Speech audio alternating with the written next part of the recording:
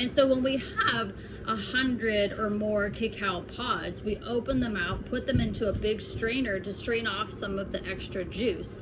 And the cacao fruit juice is really delicious, very high in sugar content. It's got almost a syrupy texture to it. It's pretty thick. I want to say the sugar content is around 17%, but I'm not exactly sure.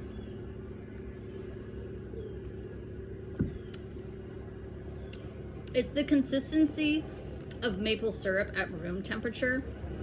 It's exceptionally sweet.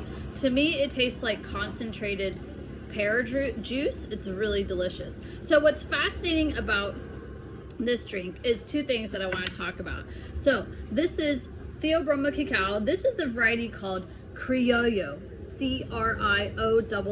That word Criollo means local or native, because historically this is what the Aztecs and the Mayans were growing and cultivating. This is the original cacao. And so these pods are a lot smaller than regular pods that you see, what's commercially grown for cacao, for chocolate.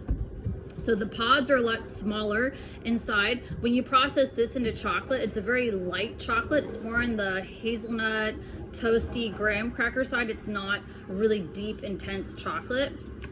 So when chocolate was going to be made on an industrial level, they didn't go with the Criollo.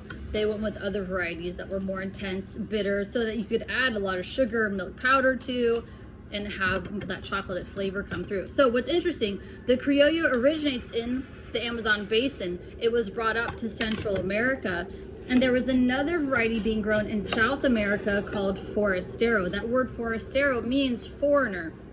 This is not a Forastero, but they're like this. They're giant yellow pods. And so the Forastero was being grown in South America.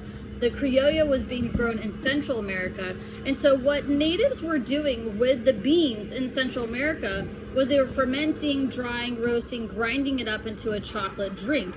But in Colombia, there's a region called Choco, south of that, where the cacao was being grown.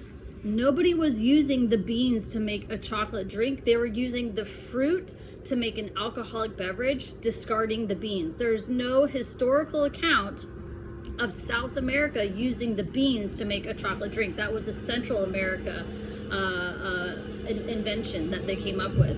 And so I think it's fascinating that you have this very clear distinction historically and geographically about South, they were making an alcoholic beverage. North, they were using it to make a chocolate drink. And so we obviously see who the winner was on that, because you see chocolate everywhere in the world and not cacao alcohol.